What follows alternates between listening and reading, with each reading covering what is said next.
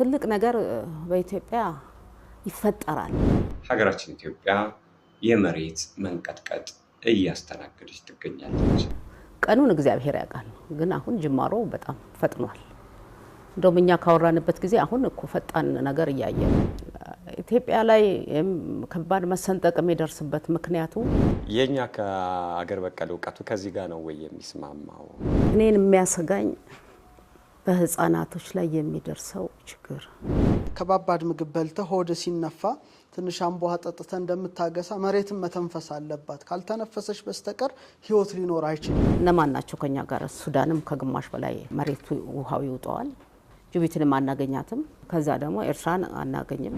በዚህ በረሃ ብዙ ነገሮች አልፈዋል። ቀድሞ የኢትዮጵያ ህዝብም የመንግስትም አካላት የእርዳታም አካላት መዘጋጀት አለባቸው። እሱ እስካልሆነ ድረስ ሁላችንም እንደሌለን መቁጠር ነው። ምድርም ተቸገረች። ምክንያቱም ከአቅሟ በላይ ብዙ ነገሮች እየተጫነባት ነው፣ እየተከሰተባት ነው።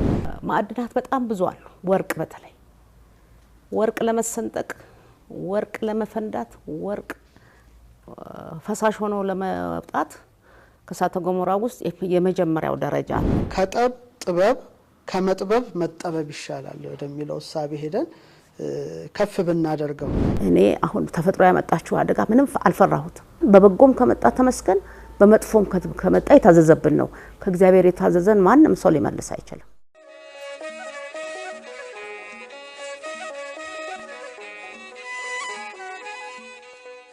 እንግዲህ አጠገቤ በኢትዮጵያ ታሪክ ሲወሱ የሚኖሩ በሀገር በቀል እውቀት ከፍተኛ አስተዋጽኦ ለሀገራችን ያበረከቱ ታላላቅ ጠቢባን አሉ። ዛሬ ከነሱ ጋር ነው እንግዲህ አጭር ቆይታ የምናደርገው። በሀገራችን ኢትዮጵያ ከቅርብ ጊዜ ወዲህ ከዚህ በፊት አይተነው በማናውቀው ሁኔታ የተፈጥሮ መቆጣት እያየን ነው። በተለይ መሬት ተቆጥታ እያየናት ነውና ማህበረሰቡ ምን ቢያረግ ጥሩ ነው? ይሄ ነገርስ እንደው በሀገር በቀል እውቀት እንዴት ይታያል? ሳይንሳዊ ነገሩ ምን ይመስላል? የሚለውን ዛሬ እነዚህ ታላላቅ የሀገራችን ውድ ጠቢባን እንግዲህ ይነግሩናል ማለት ነው። ሐኪም አበበች አጠገባችን አለች። መጋቢ ሐዲስ ዶክተር ሮዳስም አብሮን አለ። በሀገር በቀል እውቀት ላይም ከፍተኛ ምርምር ያደረገው አብዱልፈታህ አብደላ አጠገባችን አለ። እንግዲህ ከነዚህ ታላላቅ ጠቢባን ጋር በሰሞኑ በሀገራችን ኢትዮጵያ በተደጋጋሚ እየመጣ እየተከሰተ ስላለው የመሬት መንቀጥቀጥ ቆይታ እናደርጋለን። አብራችሁን ቆዩ።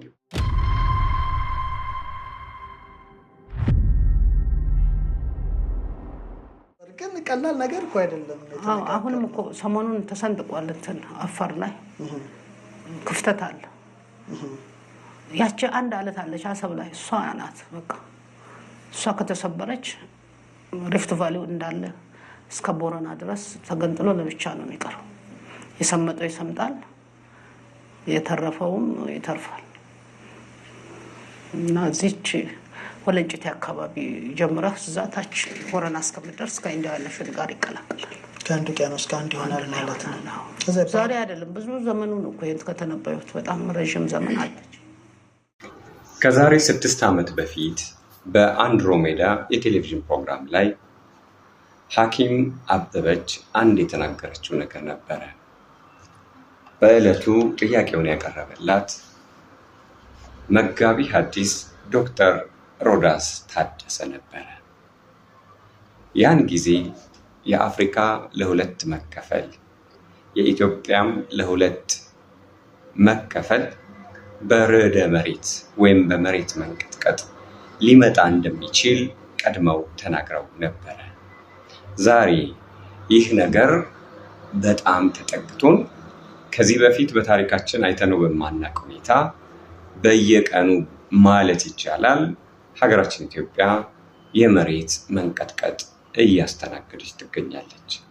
ይህ ነገር አሁንስ እንዴት ነው በሀገር በቀል እውቀት የሚታየው? የኢትዮጵያ የወደፊት ዕጣስ ምን ይመስላል? ይህ ርዕደ መሬት ይዞት የሚመጣው በረከት ይዞት የሚመጣው ቁጣስ ምን ይመስላል? እንመለከተዋለን። የሰባት ቁጥር ሚዲያ ተከታታዮቻችን ይህ ታላቅ ዝግጅት ነው፣ እንድትከታተሉን በአክብሮት እንጋብዛለን። ወደ ዝግጅቱ። የቀደሙት ሰዎች የቀደመውን ወደፊት የሆነውን ነገር የማወቅ ጥበብ ነበራቸው ወይ? እንደው እንዴት ነው የምትገልጨው? ከ34 ዓመት በፊት ነው ሊቃውንት ጉባኤ በአፋር በኩል ያለውን ነገር የተናገሩትና እኛም ግራ ተጋብተን ዴድ ቮልኬኖ ነው ብለን ነው ያሰብነው። ግን አክቲቭ የሚሆንበት ጊዜ አለ ተብሎ አንድ 4 ቦታዎች መሬት እንደሚሰነጠቅ ተናግረዋል። አሁን ትንሿ የመጀመሪያው ደረጃ ነው አሁን የታየው። ከዛ በኋላም በመቀሌ አድርጎ ወለንጭቲ ላይ ይገባና ወደ ቦረና የኛ ቦረና ድረስ ነው የሚተነበየው። ከቦረና ወደ ኬንያ ይሄዳል። ለዚህ ግን መጀመሪያ ዝግጅት ያስፈልጋል። ቮልኬኖ ያሸነፈ ባክቴሪያ አለ። እነዚህ ባክቴሪያዎች በሰው ላይ ከገቡ አደገኛ ነገሮችን ስለሚያመጡ ህዝቡ እንዳይጎዳ መጭም እንዳይጎዳ ዝም ብሎ ነው ሳይንቲስቱም እንትኑም አክቲቪስቱም ወሬ ለማውራት ከመፍጠኑ የተነሳ ያ መርዛማው ባክቴሪያ በሰውነታቸው ገብቶ ወደ ህዝብም እንዳይሰራጭ ወደ ሌላም አካባቢ እንዳይሰራጭ ቀድሞ የኢትዮጵያ ህዝብም የመንግስትም አካላት የእርዳታም አካላት መዘጋጀት አለባቸው። እሱ እስካልሆነ ድረስ ሁላችንም እንደሌለን መቁጠር ነው። አሁን የመጀመሪያው ደረጃ በቀይ ባህር ይሄድና አሳዎችን ሁሉ ይጨርሳል። በቅርብ ጊዜ ጀምሯል። ወደ ግብጽ ድረስ ባክቴሪያው ይሄዳል። ፕሌቱ 3ቱ ፕሌቶች ናቸው እንግዲህ አሁን የተሰነጠቁት። አራተኛው ትንሽ ራቅ ይላል። በዚህ በሳውዝ ሱዳን በኩል ነው። እነዚህ የተሰነጠቁት ባክቴሪያ ያላቸው በተለይ በዚህ በአፋሩ ያለው የአዲስ አበባ ሙቀት ጨምሯል። ይሄም ያሰጋል። የፍሎሃው ድንገት አክቲቭ ሊሆን ይችላል እና ለዛም ጥንቃቄ ያስፈልጋል እና ሁላችንም ተባብረን ሰው እንዳይጎዳ ማድረግ እንጂ በጣም ትልቅ መሬት ነው ተገንጥሎ ኢንዲያን ኦሽን ላይ የሚንሳፈፈው። ቀኑን እግዚአብሔር ያውቃል። ግን አሁን ጅማሮ በጣም ፈጥኗል። እንደውም እኛ ካወራንበት ጊዜ አሁን እኮ ፈጣን ነገር እያየን ነው። ይሄ ቆሻሻ ውሃ የተገኘችው ሀይቅ እነዚህ በሙሉ መርዛማ ናቸው። ባክቴሪያም አላቸው እና እንግዲህ በሰፊው እናንተ ተወያዩበት። እንግዲህ ታሪኩ ባለቤት ስለነበርሽ ያኔ ስትናገሪ እውነት ለመናገር እኛም ካንቺ ሰምተን መጽሐፍትም አይተን አገላብጠን ይሄንን የሚመለከት የመርሃ ግብር በዩቲዩብም ሰርተን ነበረ። በእርግጥ ሳይንሱ ከቅርብ ጊዜ ወዲህ ነው መመስከር የጀመረው። ይሄ ትኩሳት እንደሚኖር አፍሪካ ለሁለት እንደምትከፈል የቀደመው ሰነዳችን አየህ ይናገራል። ኢትዮጵያ ውስጥም በስንጥ ሸለቆ አካባቢ በየ5 ዓመቱ እየደጋገመ እየመጣ አለ። መሬቱ እየተሸራተተው እጅግ በጣም እንደ ኬንያ ጎልቶ ባይታይም ማለት ነው አለ ስሜቱ። ስለዚህ ይሄ ነገር ምንድነው? ከዳሎ ላይ ከዛ የሚመነጭ ከእርታሌ የሚመነጭ ውስጥ ለውስጥ የእሳት ባህር አለ። ያ ባህር ሲሞቅና ሲገነፍል ነው ይሄንን አየስ ከኬንያ ሄዶ ይከፍላል ተብሎ የሚጠበቀው። በወቅቱ ብዙ ሰው ይሄንን ለማመን ይከብደው ነበር። ያው የሀገር በቀል እውቀቶችን እውቀት ናቸው ብሎ የመቀበል ድክመት አሁን እያየን ስለሆነ እንደዛ ይባል ነበር። አሁን ግን እንደገና እንደ አዲስ በየቦታው ጋቢ ሐዲስ እና አንቺ ያደረግሻቸው የዛን ጊዜ ስታቀርቡት የነበረው ነገር እንደገና እንደ አዲስ እየታየ ያኔ እንደዚህ ተናግሮ ነበር ወይ እየተባለ ነው ያለው። አሁን ወደ መጋቢ ሐዲስ ዶክተር ሮዳስ ሊድና እንዴት አየው? አሁን ክስተቱን ቀድማችሁ አቅርባችሁ ነበርና አሁን እንደው ይሄ ነገር ከሳይንስ አንፃር ከኢትዮጵያ አሁን ካለችበት ሁኔታ አንፃር ከሀገር በቀል እውቀት አንፃር ደግሞ አንተ እንዴት ታየዋለህ?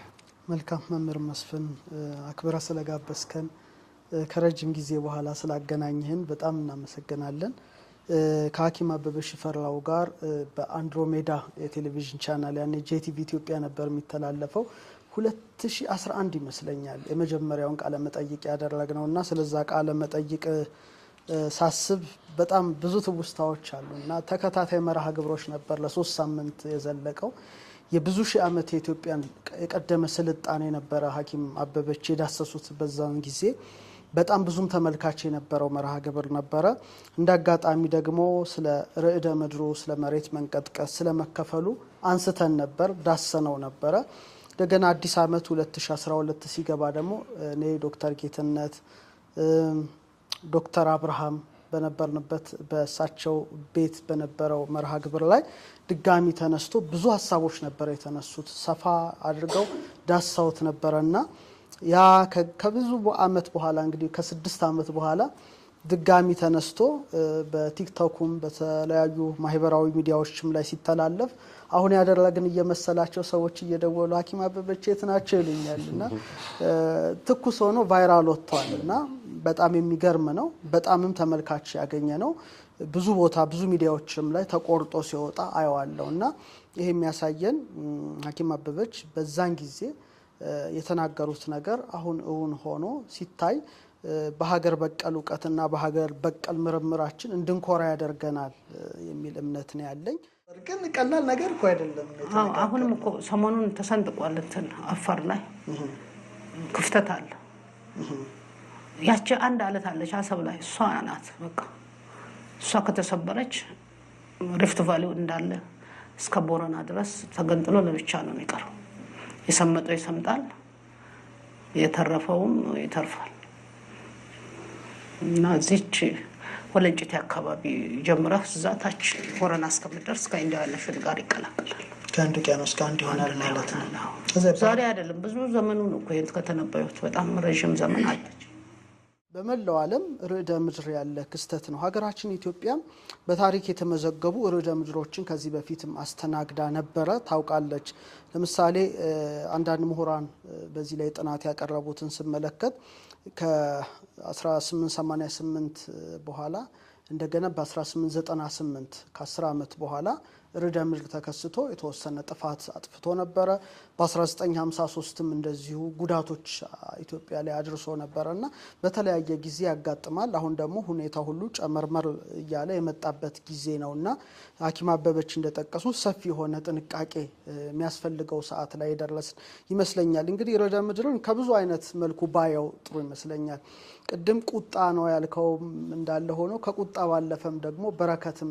የሚሆንበትም አጋጣሚ አለ ምክንያቱም ምድር እንግዲህ እግዚአብሔር ሲፈጥራት ዳይናሚክ ራሷን መታስተካከል አድርጎ ነው የፈጠራት ሁሉ ጊዜ እንደዚህ ሆና ብትኖር ኖሮ ሰው መኖርም አይችልም ነበር ለምሳሌ አንተ ከባባድ ምግብ በልተ ሆድ ሲነፋ ትንሽ አንቧ ጠጥተ እንደምታገሳ መሬትን መተንፈስ አለባት ካልተነፈሰች በስተቀር ህይወት ሊኖር አይችልም ስለዚህ ርዕደ ምድር እንደ በረከት ብናየው ብዙ ነገር ይጠቁማል አንደኛ እዛ አካባቢ ማዕድን እንዳለ የሚያሳይበት አጋጣሚ አለ አንደኛው ነው ሁለተኛው ግን ለምሳሌ እሳተ ገሞራ ሲወጣ መሬትን በብዙ መልኩ ሊያበለጽጉ የሚችሉ ንጥራተ ነገራትንም ጨምሮ ከመሬት በታች ያሉትን ወደ ላይ ያወጣል ርዕደ ምድር አዲስ በረከት ለምሳሌ ተራራ ሸንተረር ሐይቅ ወንዝ ውቅያኖስም ጭምር ይፈጥራል ይሄ እንግዲህ የምድርን ቅርጽ በማስተካከል ደረጃ የራሱ የሆነ አዎንታዊም ነገር አለው ከጥፋቱ ባሻገር ጥፋቱ እንዴት እንከላከል ራሱን የቻለ አንድ ሐሳብ ነው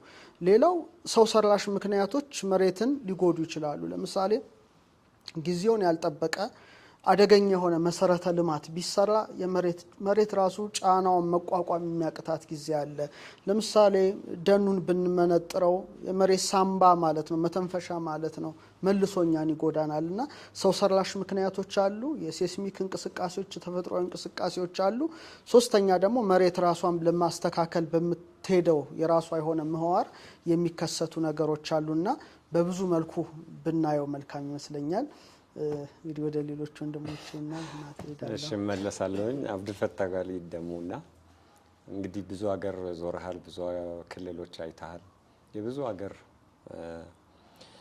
ጎሳዎችን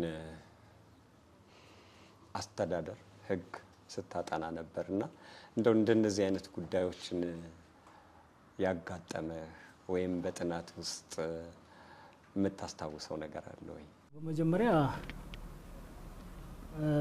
እህቴን ሐኪም አበበችን ከማመስገን ልጀምር። እርግጥ መድረኩ አንተም ስላስተባበርከውና ስላገናኘህን አንተን ማመሰግናለሁ። ወንድሜ ዶክተር እሱንም አስታውሳለሁ። እሷን ማመስገን የፈለግኩት ምንድነው እዚህ ከተነሳው ርዕስ ጋር ሰሞኑ ድምጽ ትንሽ ጥሩ አይደለም፣ ጉሮሮዬ ችግር የለም ይዞኛል እና ምን አሁን ሕክምና እየጠየቅክ ነው?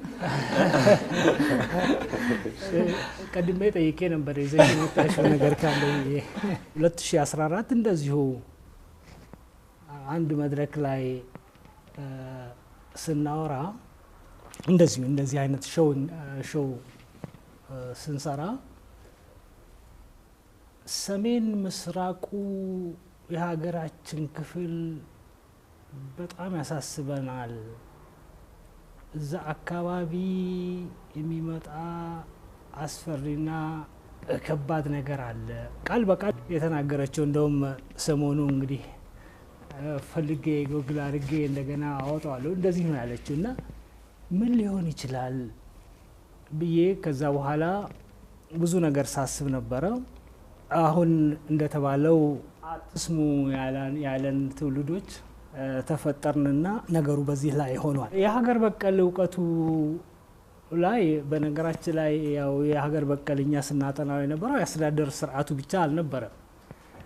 ያው አጠቃላይ ሆሊስቲክ በሆነው መልኩ ስለሆነ ይሄ ከተለያዩ ከበሽታው ጋር ተያይዞ ከድርቅ ጋር ተያይዞ ከርዕደ መሬት ጋር ተያይዞ ከሌሎችም እንደዚህ ህዝብንና ሀገርን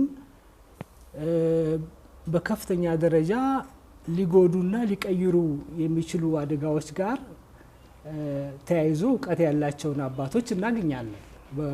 በዛ በስርዓቱ በየባህል ስርዓቱ መሪዎች ውስጥ የዚህ ዘርፍ አለ። አያና የተለያየ ስም አላቸው። ኤክስፐርቲስ ናቸው። እንደ ሳይንስ ተወስዳቸው ኤክስፐርቲስ ናቸው። አንዳንዶቹ አያና ይሏቸዋል። መድዓ የሚባለው የአፋር እንደ ጉዳዩ ከአፋር ጋር በጣም ስለተያያዘ በየ7 ዓመቱ ሊከሰቱ የሚችሉ ከባድ አደጋዎችን ዲቴክት የሚያደርጉ አባቶች እንዳሏቸው ነግረውናል። የየ7 ዓመቱ ድሮ እንደውም የ70 ዓመት ነበረው፣ ግን እሱን አቅቶን ነው። አሁን ቢያንስ ግን በእኛ ዘመን በእኛ እድሜ በእኛ ትውልድ የ7 ዓመቱን ድርቅ፣ ርዕደ መሬት፣ ከባድ ወረርሽኝ እነዚህን ነገሮች ዲቴክት አድርጎ ለሰዎች ቅድመ ጥንቃቄ አድርገን ዝግጅት አድርገን ህዝባችንን ስናድን ኖር ነው፣ ስናተርፍ ኖር ነው። በዚህ በረሃ ብዙ ነገሮች አልፈዋል። ይህንን ምን የምናገኘው ከሰማይም ከምድርም ከእንስሳትም ከእጽዋትም ከምንም ኢቭን ከንፋስም ከስነፈለክም እውቀቱ ሰብስበን ይህንን ነገር ትንበያ አድርገን ለሚመጣ ሁሉ ቅድም እህቴ እንዳለችው ዝግጅት መንግስት ዝግጅት ማድረግ አለበት ስትል ነበርና ህዝብም እነሱም በራሳቸው እንደዚህ ስርዓቱን ሲመሩ በነበረበት ጊዜ ያንን ያደርጉ ነበር። አለመታደል ሆኖ አሁን ያም እውቀት አይደለም ተብሎ ያው እነሱም አባቶች አሁን ክብር የላቸውም፣ ምስጋና የላቸውም፣ አገልግሎት የላቸውም፣ ተጥለዋል። ቢናገሩም የሚሰማቸው የለም። በቃ ቁጭ ብለዋል። በየቤታቸው የሚመጣውን ነገር በቻሉትን ያህል ጸሎት እያደረጉ ቁጭ ብለዋል እንጂ ምንም ሚና የላቸውም አሁን ኦልሬዲ። ምክንያቱም ትውልዱን የሚነግረው የሚያስተምረው እነሱ አይደሉም። አሁን ወይ ሚዲያው ነው ወይ የመንግስት መዋቅሮች ጋር ተያይዞ ነው። ያ ስርዓት መሪዎች ከአገልግሎት ውጭ ስናደርጋቸው ይሄ ሁሉ እውቀት ቀርቷል እና እንደዚህ ነገሮች መኖራቸውን እናውቃለን ለማለት ያህል ነው። በጣም አስደናቂ ነው። እንግዲህ ከ7 ዓመት በፊት ሀገር ሊገጥማት የሚችለውን ነገር አጥንቶ ትውልድ እንዲዘጋጅ ነጋሪ እውቀት እንግዲህ እዛ አፋር አካባቢ ይሄ ነገር ራሱ መኖሩ አስደናቂ ነው። አሁን እዛ አካባቢ ያሉ አባቶች ጠቢባኑ ቢያዙ ኖሮ እንዲህ አይነቱን ነገር ደግሞ የበለጠ ይነግሩን ነበረ እና እንግዲህ ኢትዮጵያ የራሷን እውቀት የራሷን መልክ እያፈረሰች የሌላ ሀገር መልክ ለመያዝ የምትሞክር እየሆነች እየመጣች ስለሆነ ብዙ ነገር በእርግጥ እያለፈን ነው። እንግዲህ እንመለሳለን ወደዛ ብለን ተስፋ እናደርጋለን። ሐኪም ወደ አንቺ ልመጣ ነው። እንግዲህ እንደባለፈው ስታነሺ ለሰው መቀበል ከብዶት የነበረው ምንድነው የመሰንጠቅና የአህጉር መከፈል ጉዳይ አለ ብለሽ ስትናገሪ ነበር እና ያ ሰው መቀበል ከብዶት ነበር። እንዴት ሊሆን ይችላል ይሄ ይል ነበር እና አንድ ጊዜ ግን እና በአንድሮሜዳ ቴሌቪዥን ከቀረበ ከ2 ዓመት በኋላ ኢቲቪ መጥቶ ሳይንቲስቶች ኬንያ መጡ፣ ኢትዮጵያ መጡና አፍሪካ የመከፈል አደጋ ያጋጥማታል ሲባል ሰው ይሄኛውን መቀበል የከበደው ሰው ያኛውን ግን ለመቀበል ሲሞክር አየንና በእውነት እኔ አሁንም መልሼ ሎሬት ጸጋዬን አነሳለሁ። ፊደላትን አዋህዶ ከኢትዮጵያ ጎሳዎች ጋር በሙሉ አዋህዶ ኢትዮጵያ በነፍስም በስጋም የሰው ዘር መገኛ ነበረች ብሎ ሲናገር አይሰሙትም ነበርና አንድ ፈረንጅ መጥቶ አፋር ሄዶ እንደውም በቃ በጣም ጥልቅ የሆነ ጥናት አድርገው ኢትዮጵያ እኮ የሰው ዘር መገኛ መሆኗን በጣም ትልቅ ሳይንቲስት አረጋገጠ እና ጥንት ስትለው የነበረው እስኪ ንገረን ሲሉት ያኔ ስጮህ የት ነበራችሁ? እኔን ተውኝ፣ ነጩን ተከተሉ።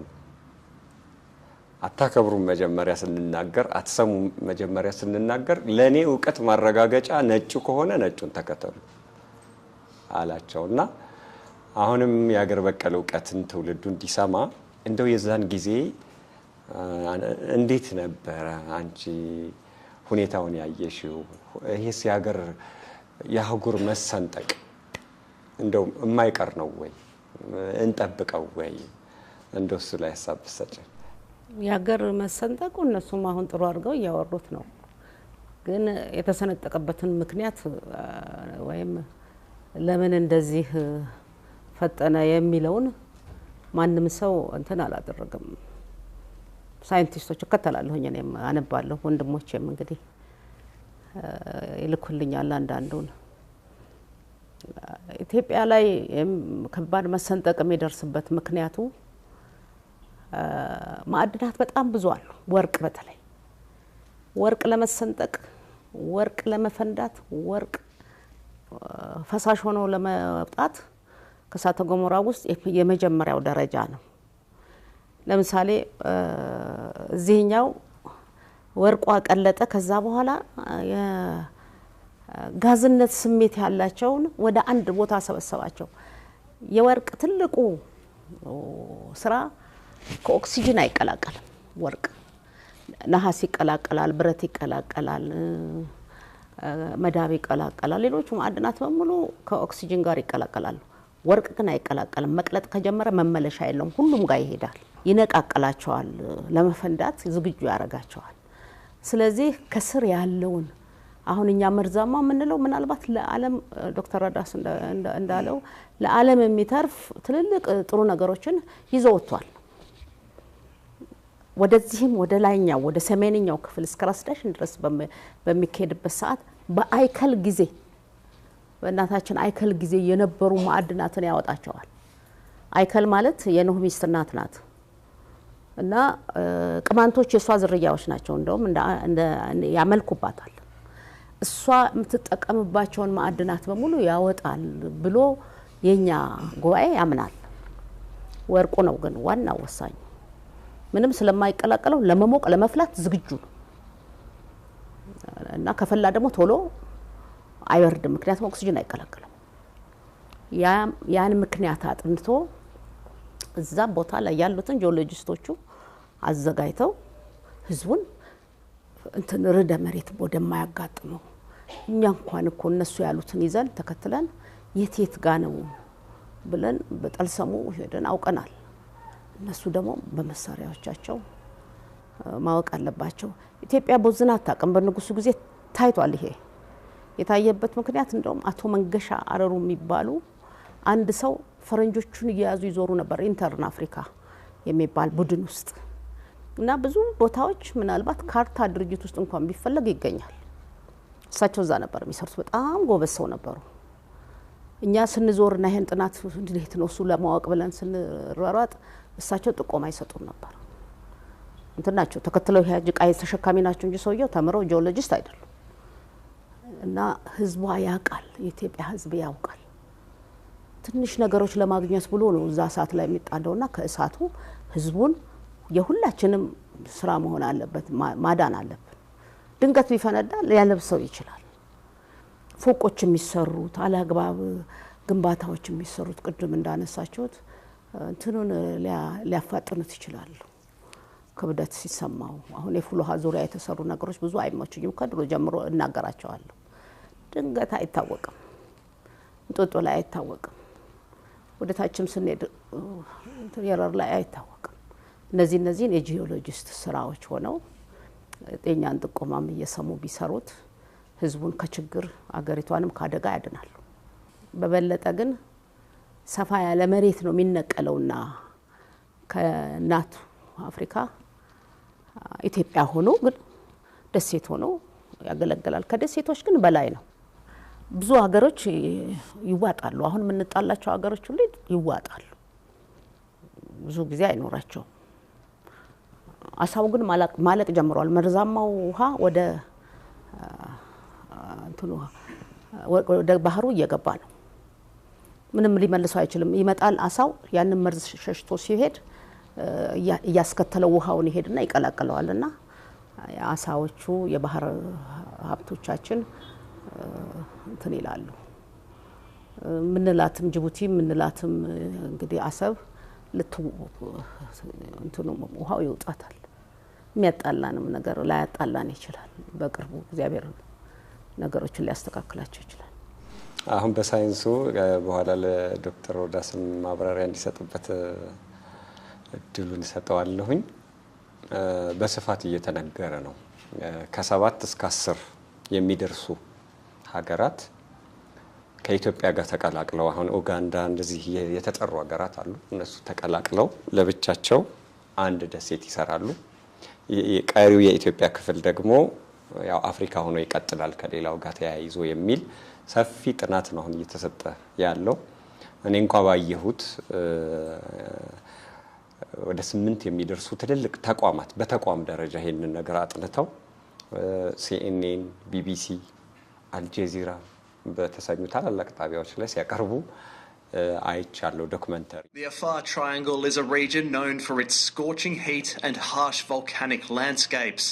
Beneath the surface, 3 tectonic plates slowly rift and diverge. Ethiopia's remote Afar region holds mud and steam jets out of geysers near Mount Dauphin.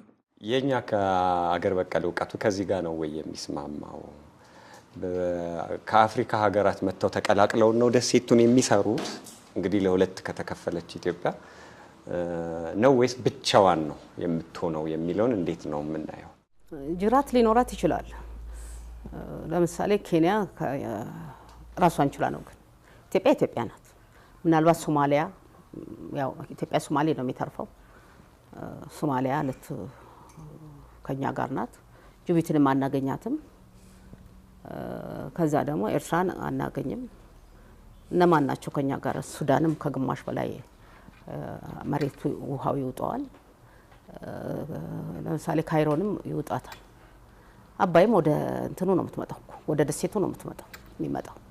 ጣና አባይ ወደ ደሴት ነው የሚቀላቀለው። እነዚህ ከመጡ 20% ነው የሚቀረው ኢትዮጵያ ከአፍሪካ ጋር። ይሄ እቺኛውም ግን አፍሪካ ሆና ልጆቿን ሳትተው ነው የምትቀመጠው። ኬንያም ከእንትኗ ጋር ትቀላቀላል። ዩጋንዳም የሞተው ቦታዋ ቀርቶ እንግዲህ አሁን በዚህ መሀከል ላይ ሌላ ፕሌት አለ። ያ ፕሌት ነጭ አባይ ውስጥ ነው ያለው። እሱ አውስትራሊያ ከተገኘችው አዲስ አገር ጋራ ይገናኛል። ፕሌት ነው፣ የመሬት ወለል ነው። የመሬቱ ሳህን ከዛ ሲገናኝ ያቺ ደሴት ስትወጣ ይሄ ወደ ታች ያዘነብልና ሳውዝ ሱዳን ምናልባት ከኢትዮጵያ ጋራ ዝምድናውን ይቀጥላል። እንግዲህ ጥሩ ነገር የሚኖረን ከሳውዝ ሱዳን ያቺ የቀረችው ኢትዮጵያ ወደ ሳውዝ ሱዳን ትሄዳለች ወይ ሳውዝ ሱዳን ወደ እነዚህ ወደኛ ከኛ ጋር ብዙ ዝምድና አላቸው እንጂ ኢትዮጵያ ናት በቃ። ያንም ያ ፕሌት እስካሁን አልተነገረም፣ እኔ አልሰማሁም። እንግዲህ የኛ የመጨረሻ ወለል ሌላ ዓለም ይፈጥራል ተብሏል። ግን አሁን ቸኮለኛ ገና ወደፊት ነው ከኛ ካለፍነ በኋላ ይሆናል ለኔ ጠበቅነው ነው። አሁን ግን ታይታለች። ትልቅ ናት ግን ደሴት አይደለችም ያቺ ዓለም ቪክቶሪያ ከዛ ከፕሌት ጋር ትገናኛለች እና የዩጋንዳ መገንጠል እርግጠኛ አይደለሁም። ግን ይታወቃል ማለት ነው ከሆኑ የአፍሪካ ሀገራት ጋር እንደዚህ አይነት ነገር እንዳለ ማለት ነው። እኔ ብዙ ጊዜ መላለሳለሁ ሳውዝ ሱዳን፣ ምንም ምክንያት የለኝም ይሄንን ለማየት ነው። በደቂቃ የተወሰነ ካርቱም ለመድረስ ብዙ ደቂቃዎችን ይቆጥር ነበር። አሁን ግን ቶሎ ነው የሚደርሰው። ካርቱም በሰኔል አድርገን በላስቲክ አሽገን ውሃው ላይ ስንለቀው ካርቱም ኢትዮጵያ ነጭ አባይ የሚቀየጡበት ቦታ ላይ ይቀበሉታል። የዛ ደቂቃ ከድሮ በጣም በጣም በጣም ፈጥኖ ነው የሚደርሰው። ፕሌቷ እንዲህ ብላለች በቃ ያቺኛውን ፕሌት እየነቀለች እያወጣቻት ነው። እና እንግዲህ ይሄ ቀልሰሙ ላይ አለ ማለት ነው። አዎ አለ። እሱም ማንበብ ነው አሁን ለእንደዚህ አይነት ነገር።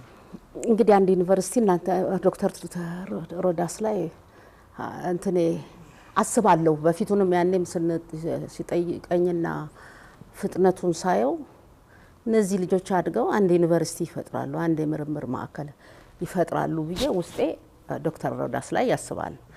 እርግጠኛ ነኝ ደግሞ አንድ ቀን የአእምሮ ነገር የእግዚአብሔርን ፈቃድ ይኖርበትና እነዚህን መጽሐፍቶች ማን ነው የሚረከበው? ግድ ነው እነሱን ይዳስሳል። በተለይ ዶክተር ሮዳስን ይዳስሳል።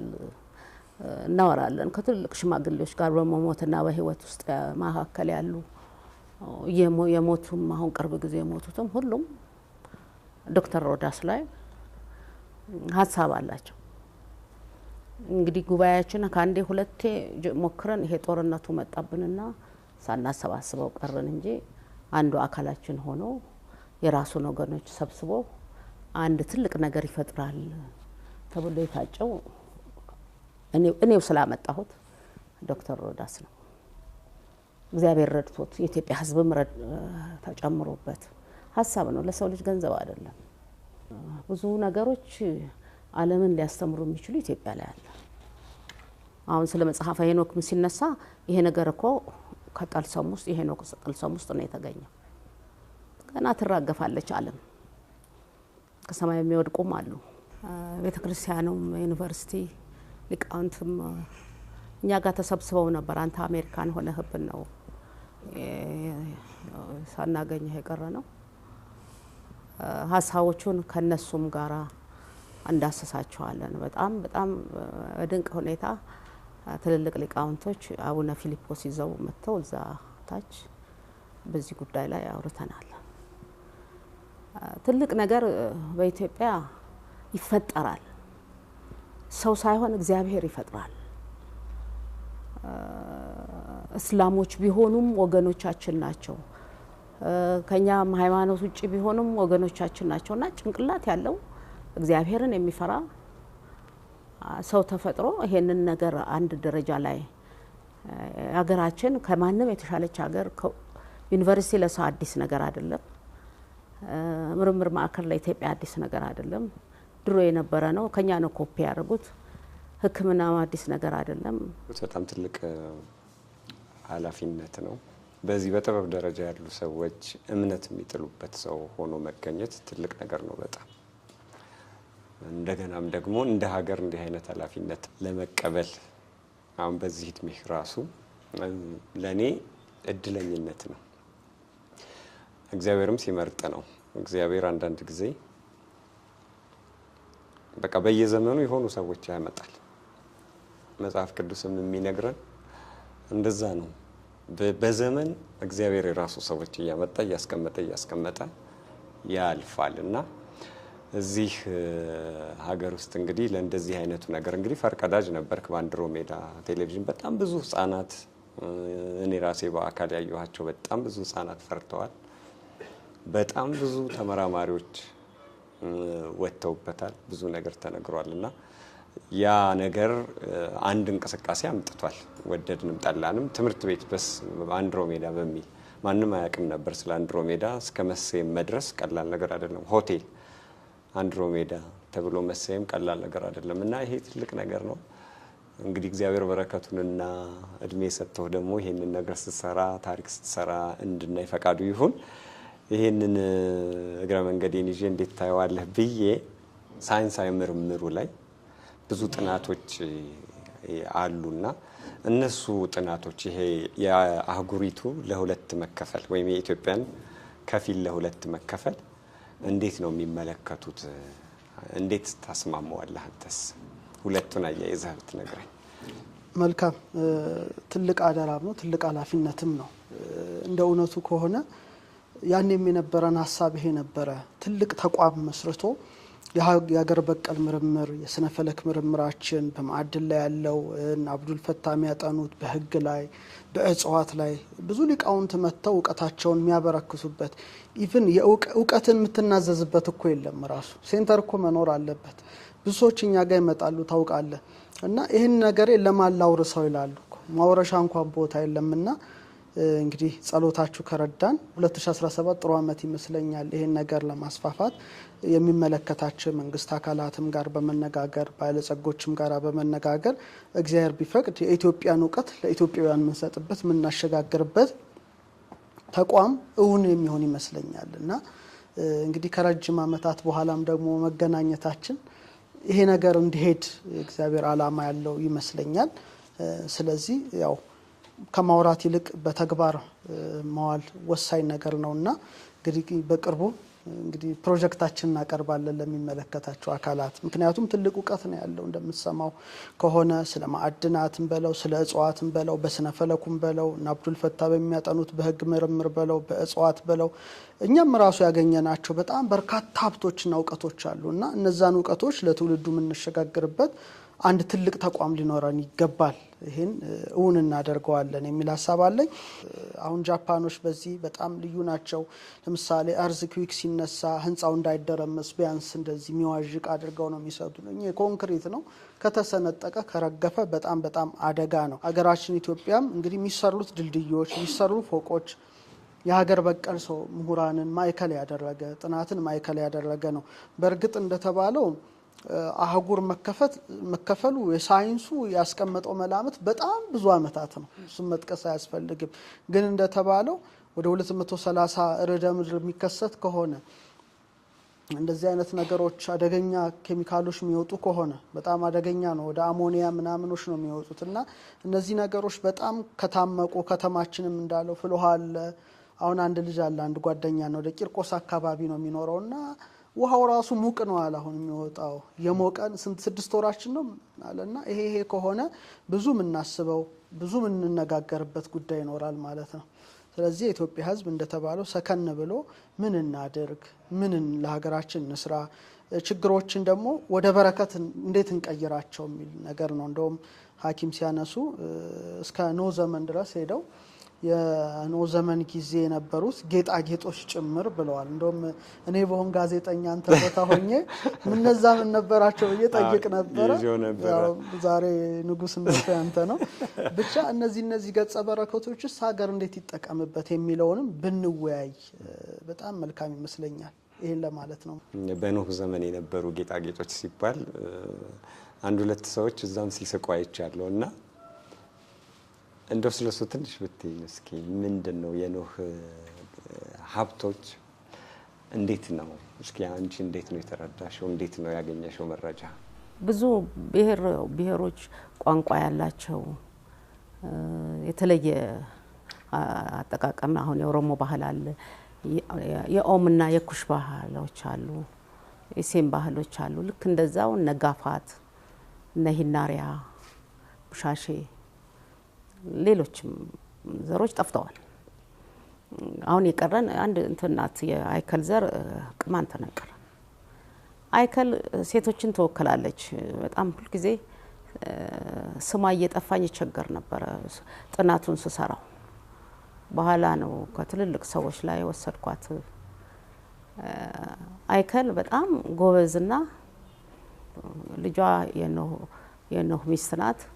ያው 72ቱ ቀን አልፎ ምድር ስትገለጥ ሙቀቱ ሲያበቃ ንፍር ውሃ ስለነበር ከዛ ወጣ ነው ህዝቡ የተረፈው። ያው የቶርም ዘር ከአይከል ነው። አይከል ጎበዝ ናት። ብዙ ቅርሶች፣ ብዙ የሴት ልጆችን የሚወክሉ ነገሮች ያስተላለፈች ናት። አይከሊስት ብለን ብናወጣ እንኳን ያቺ አይከል ሀሳብ የምትወስድ ሴት የመንደር መሪ ናት። አሁን እንደ ሲንቄዎች፣ እንደ ሴት ዳኞች፣ እንደ ሴት የአካባቢ የማህበራት መሪዎች እንደዛ አይነት የአይከልን ስርዓት ይወክላሉ። እንዳትረሳ ተብሎ ነው እሱ የተደረገውና በጎንደር ዙሪያ አይከል የምትባልም ከተማ አለች። ነባር ህዝቦች ማለት ነው። ኔቲቭ አሁን እንላቸው ህዝቦች የአይከል ዘሮች ናቸው በኢትዮጵያ የቀሩት። በጣም መመራመር ትችላላችሁ። በተለይ ወጣት ሴቶች ጎንደር ሄዶ ቅማንት ምንድነው ማህበረሰቡ ውብ ተፈጥሮ ያላቸው ባህላቸውን የሚያከብሩ ቤተሰቦቻቸውን የሚያከብሩ ቅማንት ዘር ያላት ሚስት ለባሏ ክቡር ናት። ባሏን በጣም ታከብራለች። ልጆቿን በስርዓት ታሳድጋለች። አይከሊስት በጣም ትልቅ ቤት መስራት የምትችለው የአይከል ሴት ናት። ልክ አሁን ሀሙናይ እንደሚከበር ሀሙን ተብሎ በሱዳን እንደሚከበረው ከሷ በኋላ ነው ሀሙን። አይከል ስራዋ ነው የሚከበረው። ጌጣጌጦቹ ምኑ ያለበትን ቦታ እሷ ናት የምታውቀው። ተሸፍኗል። የስንት ሺህ ዘመን ነው እንግዲህ። እኛ እንኳን ከኢቲኤል ስንጀምር 5800 ዘመን ከዛ በፊት ነው ያለፈበትን የኖረበትን አስብ። ያ ተሸፍኗል። ያንን እሳተ ገሞራው ያወጣዋል። የአይከልን ቅርሶች ያወጣል። አሁን ለምሳሌ ጣና ዙሪያ ላይ ስትሄድ ቤተ መንግስቶች እኮ ነበሩና ማን ያወጣቸው? ጂኦሎጂስት ያስፈልጋል። በዚህ ባሁን መሬቱ እንኳን ብዙ ጂኦሎጂስቶች ሊወጡ ይገባ ነበር፣ ሊያስረዱ ይገባ ነበር። ቴሌቪዥን ጣቢያው ይሄ ፌስቡኩ ይሄ ምናምን ተራውን ነገር ከሚያወራ እነዚህ ነገሮች እያወጡ ማውራት ነበረባቸው። አልተመራመሩማ። ሲማሩ ለዚህ ምርምር ዝግጁ አልነበረም እንትናቸው፣ ጊዜም አልነበራቸው። አሁን ስለ አይከልም እናጠናለን ከተባለ በጣም ጎበዝ አዋቂ እዛ አካባቢ ሰንብቶ ስለ መድኃኒቷም ስለ አይከል ስለ አሰራሯም ስለ ህዝቡም ባህል ማጥናት ያስፈልጋል። እና እንትኑ ያወጣል። እሳተ ገሞራው ግን ያወጣል። እርግጠኛ ሆነን ነው እኛ የምናወራው። ሲደርስ መቼስ ደግሞ እናንተ እርግጠኛ ትሆናላችሁ። እሷ ከጀመረችው በዚህ ስፔሲፊክ ቅማንት ጋር ተያይዞ የቅማንት ወንበር ነው፣ የወንበር ስርዓት ነው። እሱ ስናጠና አሁን አንዳንድ ነገሮችን ስታነሳ እህቴ እኔ እሱን እያሰብኩ ነበር እና ምንድነው የሚሉት አንደኛ በኢትዮጵያ ውስጥ ይሄ የሴት የስነ ጾታ ጋር ተያይዞ በስነ ጾታ ትልቅ በተለይ የሴቶች ማንነት፣ የሴቶች ክብር፣ ልዕልና፣ ሞገስ አንዳንዴም ብቻም ሳይሆን ገባ ብለህ ስታየው ከወንድ በላይ ናቸው እነሱ። በአንዳንድ ስርዓቶች ማህበር በኢትዮጵያ በአንዳንድ ስርዓት ቅማንት አንደኛው ነው። ሴቶችን ነው። ምክንያቱም ሴቶች የእውነት ምንጭ ናቸው፣ የዘር ምንጭ ናቸው እና የእውነት ምንጭ ናቸው። ፈጣሪ ደግሞ እውነት ነው ተብሎ ነው የሚገለጸውና እውነት ማለት ፈጣሪ ነው። ሴቶች እውነትን ይወክላሉ፣ ያ ማለት ፈጣሪን ይወክላሉ ተብሎ በጣም አሁን እንግዲህ አይከል ትወክላለች እዛ ሴቶችን ጋር ተያይዞ የሚነሳው ያለችው ነገር በእርግጥም በቅማንት የወንበር ስርዓታችን ይሄን እኛ በባህል ስርዓቱ ጋር ተያይዞ ማጥናታችንን አስታውሳለሁ። እግረ መንገዴን በዛው ሌሎች ማጠቃለያ በራሴ በኩል መሬት ሰማይም እየተቸገሩ ነው እየሄዱ ያሉት። አሁን ብዙ ችግሮች እየመጡ ያሉት መሬትም ሰማይም እየተቸገረ ነው ያለው። ማለት የሰው ልጅ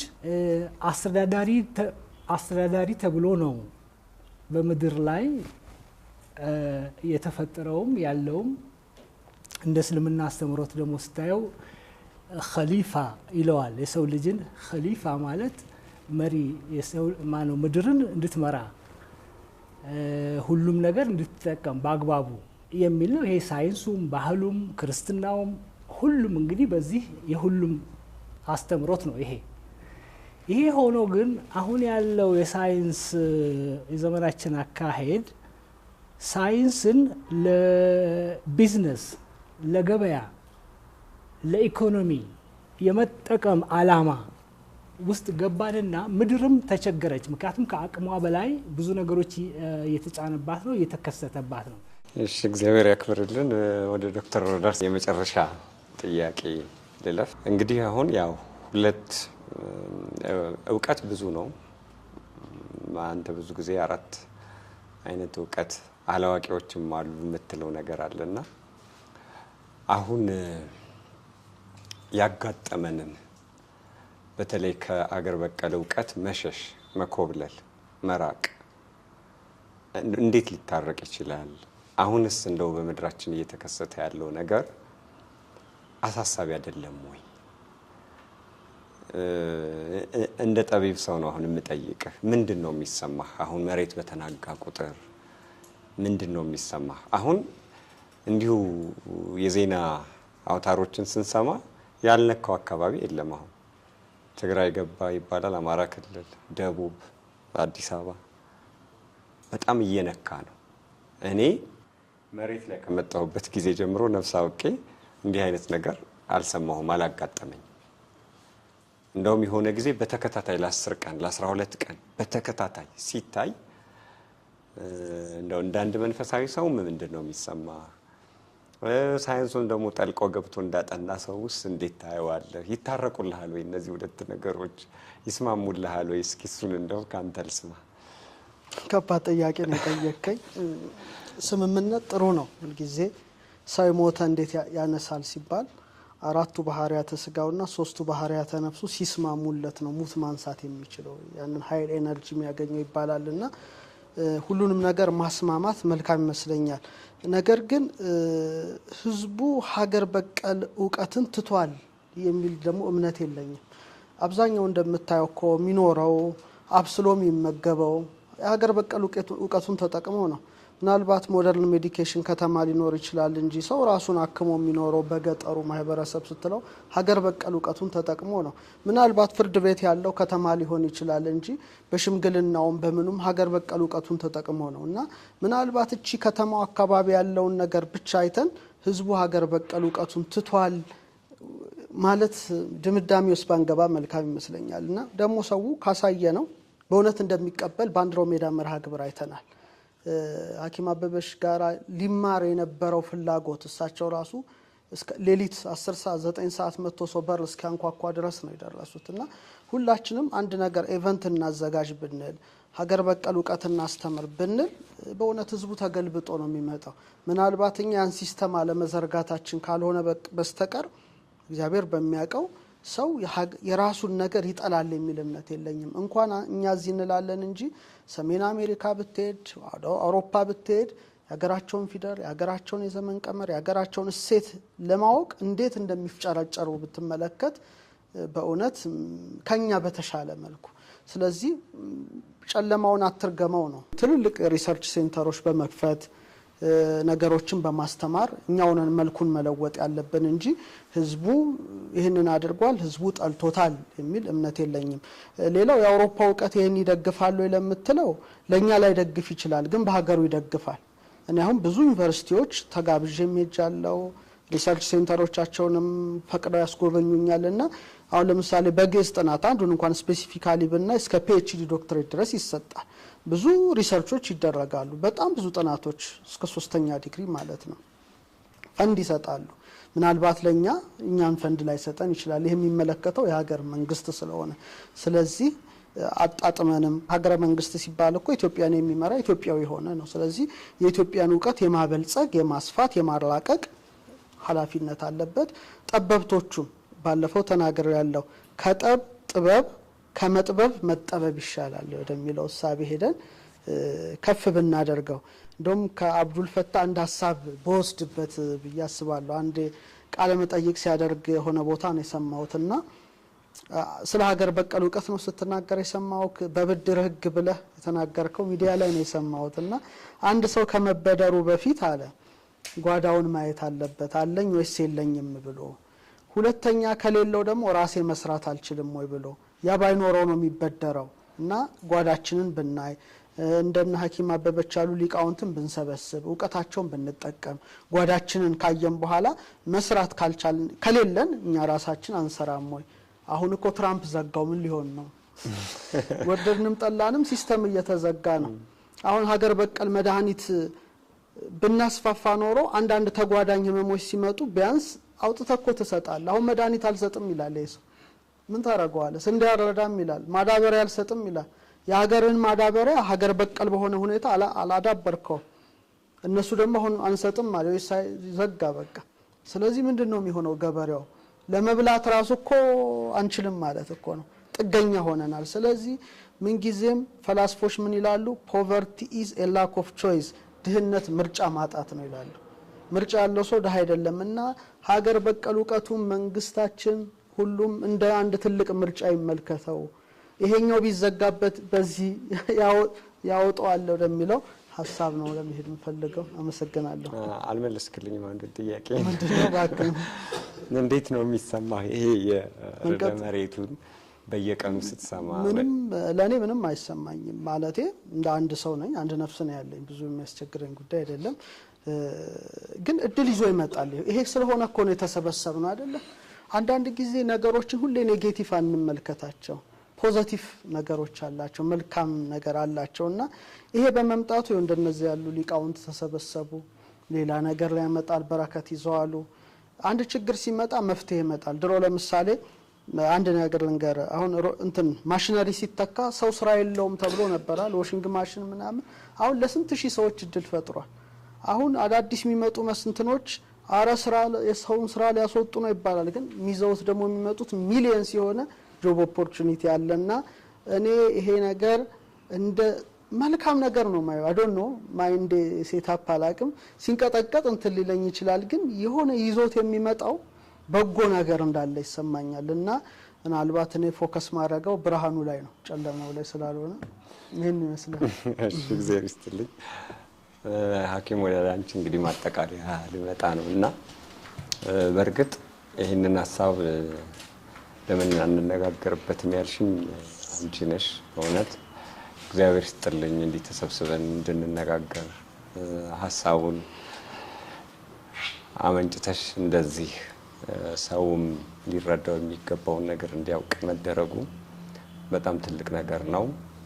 ይሄንን ካልኩ በኋላ ግን አሁን በዘመናት መካከል እንግዲህ ብዙ ጥበብ እንደቀሰመ ሰው ብዙ ታሪክ እንዳጠና ሰው ምንድነው የኢትዮጵያ መጻኢ ዕድል በዚህ አሁን በሚፈጠር ተፈጥሯዊውን እንግዲህ ሌላውን ሰዎች የሚሰሩትን አሁን ሀገራችን በጣም አሳዛኝ ጊዜ ላይ እንዳለች እንረዳለን። ቀሚሷ በጣም አድፏል፣ ቆሽሿል። ልጆቿም በጣም ብዙ ችግር ውስጥ እንዳሉ እናውቃለን እና ብዙ ሰው የጨነቀው ጊዜ ላይ ነው ያለንበት። አሁን በሀገራችን የምናለቅስበት ጊዜ ላይ ሆኗል። በጣም ብዙ ጭንቀት ውስጥ ነው ያለነው እና አሁን ግን እግዚአብሔር ተስፋ እየሰጠን ነው ወይ? እነዚህ ማዕድናት ሁሉ ከወጡ ምናልባትም ደግሞ ራሷን የቻለች ደሴት ከተፈጠረ ህዝቡ ይሄንን ደግሞ አይቶ መሰበሪያው ይሆን ወይ? ወደ እግዚአብሔር መመለሻ መሰበሪያው መቼም ተሰበር ተብሎ ብዙ እኔ በግሌ ለመሰበር በጣም ስንቸገር ነው የማየው እኔን ጨምሮና እንደዛ ይታይሻል ወይ? ዶክተር ሮዳስ ጥሩ ነው ብርሃኑን ማየት መቼም ብርሃንን እንደማየት ተስፋ እንደማድረግ ትልቅ ነገር የለም እና እውነት ተስፋ እናርግ ወይ ኢትዮጵያ የተደላደለ ነገር ላይ ወርቅ ትለብሳለች ወይ ብርሃን አላት ወይ ትንሳኤ አላት ወይ የሚለውን አያይዘሽ ብትነግሪኝና ብናጠቃልል ከራሳችን የተነሳ መጥፎ ነገር አለ ሊባል ይችላል መጥፎን በጥሩ መቀየር በጣም ቀላል ነው እኔን የሚያሰጋኝ በህፃናቶች ላይ የሚደርሰው ችግር ይሄ ተፈጥሮ ነው ይሄ አሁን ማንንም ሰው ሊመልሰው ማንንም ሰው ሊያዛው አይችልም ይሄ ተፈጥሮ ረድ መሆን ስላለበት እግዚአብሔር ይሄንን አደረገ ተመስገን ብለን መቀበል ነው ያለው በዚህ ውስጥ ጥሩ ነገር ከተፈጠረ ጥሩን እንቀበላለን መጥፎ ነገር እንዳይፈጠር ደግሞ ዝግጅት ማድረግ ነው ቅድም እንዳልኩት እኔ ግን እንደ መጥፎ ችግር ማይላት ለኢትዮጵያ ህፃናቱ ላይ የሚደርሰው ፈተና ህጉ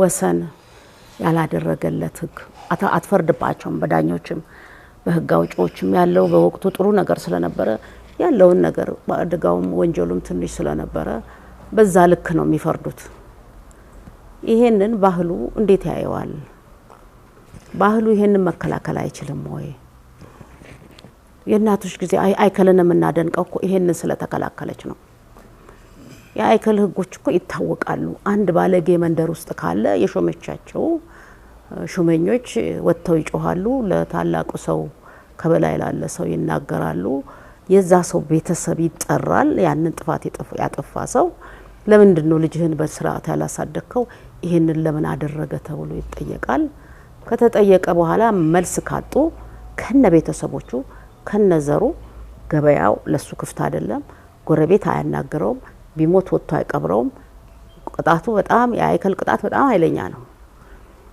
በዛን አይነት ሲቀጣ ዲሲፕሊን ሆኖ ሌላውም ሰው እንዳያጠፋ ረፍ ይሄ ይደርስብሃል እየተባለ አገሪቷ በጣም ተከብራ ታፍራ በህዝቦቿ ህግ ነው ይዳነችው ይሄ የትላልቅ የፍርድ ቤት ህጎችን አይጠቅስም የባህል ህጎች አሉ የመንደር ህጎች አሉ ትልቅ ስራ ነው አንድ ባለጌ ወደ መንደር ገብቶ ሴት መድፈር አይደለም ሴትን ጎንተል የሚያደርግ ከሆነ ወዲያውኑ ትጮሃለች ትቀርባለች ትነግራለች ወዲያው ቤተሰቡ ይጠራል ቅጣት ይወሰንበታል እሳት እንኳን አይጭሩም ከሱ እሳትም እንዲጭር አይፈቅዱለት ይሄንን የመሳሰለ ትልልቅ ባህላዊ ህጎች አሉ ይሄንን ማድራጀት ያለባቸው ወንዶቹ ስራ ሰርተው ነው የሚገቡት በቃ ፈተናቸው በስቷል ደግሞ አሁን የሚያሳዝነው ነገር ወንድ ልጅ ላይ ያለ ፈተና ቀላል አይደለም በዚህ ዘመን ያለ እቤት ልጆቹ ይራባሉ ሞልቶ ጉልበቱ ሰርቶ ሊያበላ አይችልም ለሱ ሲለፋ